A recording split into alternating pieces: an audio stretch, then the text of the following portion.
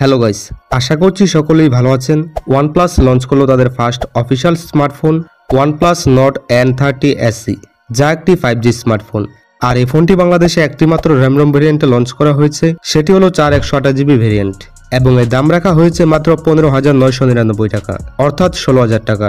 আর এই 16,000 টাকা সেগমেন্টে এই ফোনটি অফার করছে MediaTek Dimensity 6020 chipset, full HD plus 90 হার্টজের ডিসপ্লে, তাও আবার 5 হল কাটআউট যুক্ত, 50 মেগাপিক্সেলের ক্যামেরা, সাথে অসাধারণ ডিজাইন সহ আরো থাকছে দুর্দান্ত সব ফিচার। তো আজকের এই ভিডিওতে জানাবো এই ফোনটির ব্যাপারে ভালো মন্দ সবকিছু, সাথে এই ফোনটি কাদের জন্য। তাহলে চলুন এই ফোনটির আনবক্সিং দিয়ে ভিডিওটি শুরু করা যাক। বক্সটি ওপেন করলেই পেয়ে যাবেন কাঙ্ক্ষিত ফোনটি। এরপর থাকবে ডকুমেন্টস, সিম ইজেক্টর পিন, একটি ট্রান্সফার হ্যান্ড ব্যাক কভার, রয়েছে চার্জার, সাথে USB Type-C কেবল। তবে এই ফোনটি যদি আপনি বাংলাদেশ ব্যতীত অন্য কোনো দেশ থেকে কিনেন তাহলে এর বক্সে কোনো রকম চার্জার দেওয়া থাকবে না, সেক্ষেত্রে আপনাকে বাইরে থেকে চার্জারটি কিনে নিতে হবে। এবার লুক এবং ডিজাইন নিয়ে কথা বলতে গেলে এই ফোনটির ডিজাইন খুবই ভালো করা হয়েছে। সাথে এই ফোনটি আপনারা দুটি কালার ভেরিয়েন্টে পেয়ে যাবেন, যা আপনারা স্ক্রিনে দেখতেই পাচ্ছেন। সে সাথে এই ফোনটির ব্যাক সাইড এবং ফ্রেমে ব্যবহার করা হয়েছে প্লাস্টিক এবং ব্যাক সাইডটি ফ্ল্যাট, সাথে ব্যাক সাইডটিতে ইউজ করা হয়েছে গ্লসি ফিনিশিং আর বক্স হিসেবের ক্যামেরা মডিউল, যেখানে থাকছে ডুয়াল ক্যামেরা সেটআপ। আর এর সামনে ইউজ করা হয়েছে একটি ফুল ভিউ ডিসপ্লে, যার উপরের অংশে মাঝ বরাবর 5 হলের মাধ্যমে বসানো থাকছে সেলফি ক্যামেরাটি। তবে এখানে চিন বেজেল আমার কাছে মনে হয় যে আরেকটু কম রাখলে ভালো হতো। সে সাথে এই ফোনের উচ্চতা হলো 165.6 মিলিমিটার আর এর প্রস্থ হচ্ছে 76.0 মিলিমিটার এবং এর ওয়েট হলো 193 গ্রাম এবং এর থিকনেস হলো 7.99 মিলিমিটার। এই ফোনটির পোর্টস এন্ড বাটনে যদি লক্ষ্য করি তাহলে ডান সাইডে রয়েছে ভলিউম ব্লকার, সাথে পাওয়ার অন অফ বাটন। আর এখানে উপস্থিত এই পাওয়ার বাটনটি ফিঙ্গারপ্রিন্ট সেন্সর হিসেবেও কাজ করে, যেটি খুবই ফাস্ট অ্যান্ড অ্যাকুরেট। সাথে এই ফোনটির নিচের দিকে রয়েছে main mic, Type-C charging port, microphone, সাথে 3.5 মিলিমিটার হেডফোন পোর্ট। আর ফোনটির বাম সাইডে থাকছে একটি সিম কার্ড স্লট, যেখানে দুটি সিম কার্ড অথবা একটি সিম, একটি SD কার্ড ইউজ করতে পারবেন।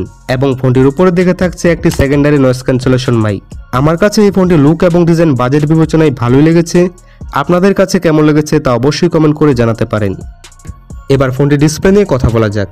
ফোনটি ডিসপ্লেতে রয়েছে 6.72 ইঞ্চি মাপের একটি full HD plus IPS L3 capacitive display, সাথে রয়েছে 90 হার্টজের refresh rate, 392 PPI density, 91.4% screen to body ratio, 16 million colour support এবং 680 নিট স্পিক ব্রাইটনেস।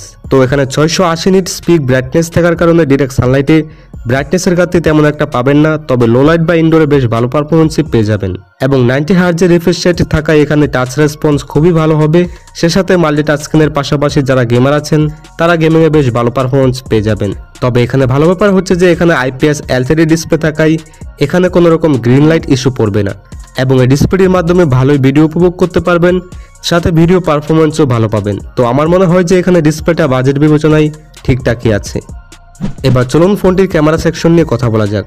ফোনটির ব্যাক সাইডে রয়েছে 50 মেগাপিক্সেলের f1.8 অ্যাপারচারের একটি ওয়াইড সেন্সর, সাথে 2 মেগাপিক্সেলের একটি ডেপথ সেন্সর। তো এখানে ব্যাক সাইডের ক্যামেরাতে 1080p 30 fps ভিডিও রেকর্ড করতে পারবেন, যা আপনারা স্ক্রিনে দেখতেই পাচ্ছেন। আর এই ফোনটি ক্যামেরা দিয়ে মোটামুটি ভালো মানের ছবিও তুলতে পারবেন। পাশাপাশি এখানে ফ্রন্টে রয়েছে 8 মেগাপিক্সেলের f2.0 অ্যাপারচারের একটি সেলফি ক্যামেরা, আর এই ক্যামেরা দিয়েও আপনারা 1080p 30 fps ভিডিও রেকর্ড করতে পারবেন, সে সাথে পারবেন ভালো মানের সেলফিও তুলতে। তাহলে চলুন এই ফোনটির কিছু ফটো স্যাম্পল দেখে আসি।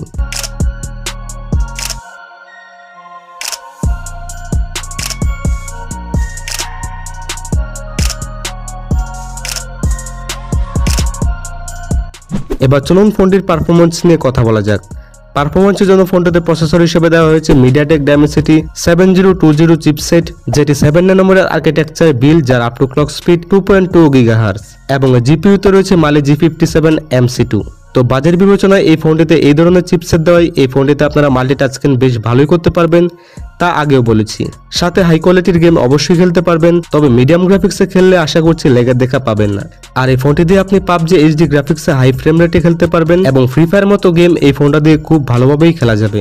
এছাড়াও OnePlus এখানে 3 বছরের ফ্লুয়েন্সি আপডেট দিচ্ছে, যার কারণে এই ফোনটি 3 বছর পর্যন্ত একদম নতুনের মতো ফাস্ট কাজ করবে এবং এই ফোনটির অন্তত স্কোর পেয়েছি আমরা 3,86,234।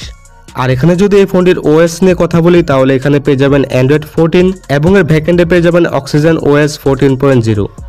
আর এখানে আপনারা অ্যান্ড্রয়েড আপডেট পেয়ে যাবেন 2টা এবং এই ফোনটির সিকিউরিটি আপডেট পেয়ে যাবেন 3টা। এই ফোনটির ব্যাটারি ব্যাকআপের জন্য দেওয়া হয়েছে 5000 mAh এর একটি ব্যাটারি, সাথে 33 ওয়াটের একটি ফাস্ট চার্জার এই চার্জার দিয়ে এই ফোনটি চার্জ করলে খুবই তাড়াতাড়ি এই ফোনটি চার্জ করতে পারবেন এবং এর ব্যাটারি ব্যাকআপ নিয়ে যদি কথা বলি তাহলে এই ফোনটি নর্মাল ইউজে প্রায় 2 দিন এবং হায়ার ইউজে প্রায় 6 থেকে 10 ঘন্টা ইজিলি ব্যাটারি ব্যাকআপ পেয়ে যাবেন।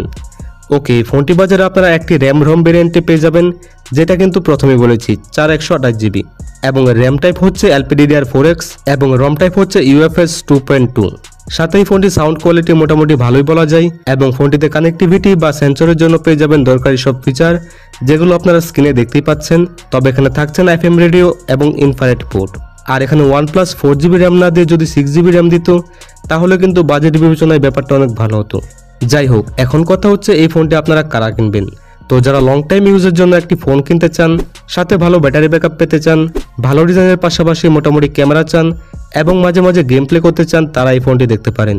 আর যাদের বাজেটে কোনো রকম কোনো সমস্যা নেই, মানে একটু বেশি টাকা অ্যাড করতে পারবেন, তাহলে আরও ভালো ফোন অন্যান্য ব্র্যান্ডের দেখতে পারেন।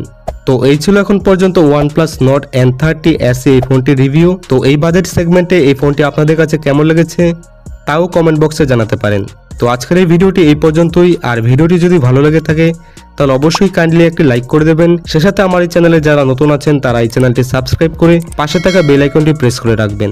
আর যারা সাবস্ক্রাইব করেছেন তাদেরকে অসংখ্য ধন্যবাদ। তো দেখা হচ্ছে পরবর্তী ভিডিওতে, ততক্ষণ পর্যন্ত ভালো থাকবেন, সুস্থ থাকবেন, ধন্যবাদ।